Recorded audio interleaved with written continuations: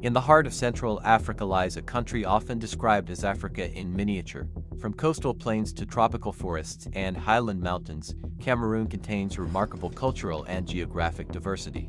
But Cameroon also carries a unique political legacy.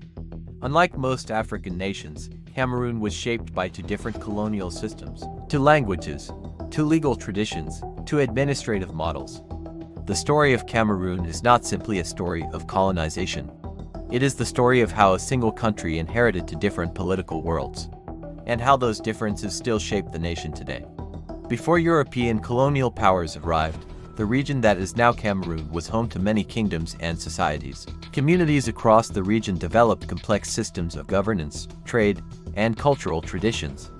Trade networks connected the interior forests with coastal trading centers along the Gulf of Guinea. Local societies maintained their own systems of authority and land management. For centuries, these communities adapted to their environment and interacted with neighboring regions. But during the late 19th century, global competition among European powers would dramatically reshape this landscape. In 1884, Germany established colonial control over the territory it called Cameroon. German administrators developed plantations and began constructing railways and ports. Their goal was to turn Cameroon into a profitable colony. Infrastructure expanded rapidly. But colonial rule also introduced forced labor systems and strict administrative control. For many local communities, colonial policies disrupted traditional systems of land use and governance. Germany's rule would last only a few decades.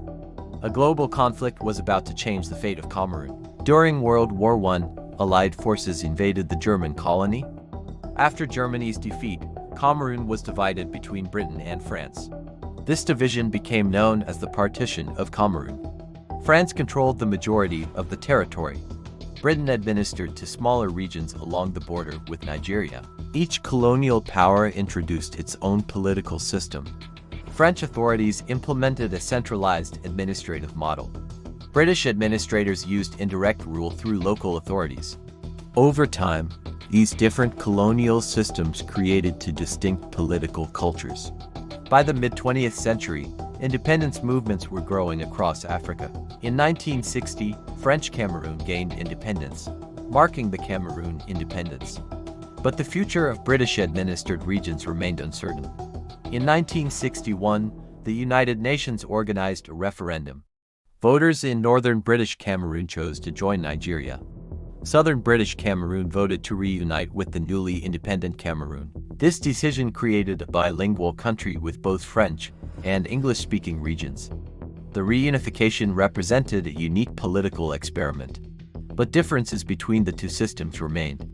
In the years following reunification, Cameroon adopted both French and English as official languages. However, the French-speaking population formed the majority.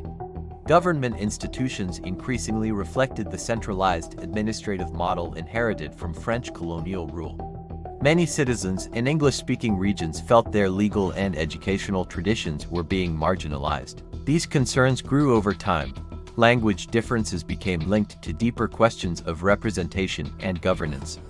The colonial divide was still shaping the nation's political structure. In 2016, protests erupted in Cameroon's English-speaking regions.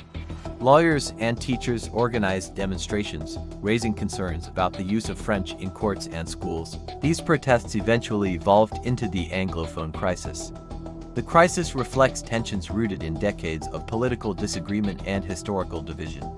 While the situation continues to evolve, many observers agree that understanding Cameroon's colonial past is essential for understanding the conflict.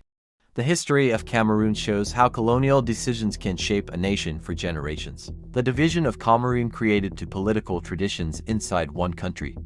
Today, Cameroon continues to navigate the challenges of unity and diversity. Its story reminds us that history does not simply disappear. It continues to shape the present and influence the future. Understanding that history helps us understand Cameroon itself.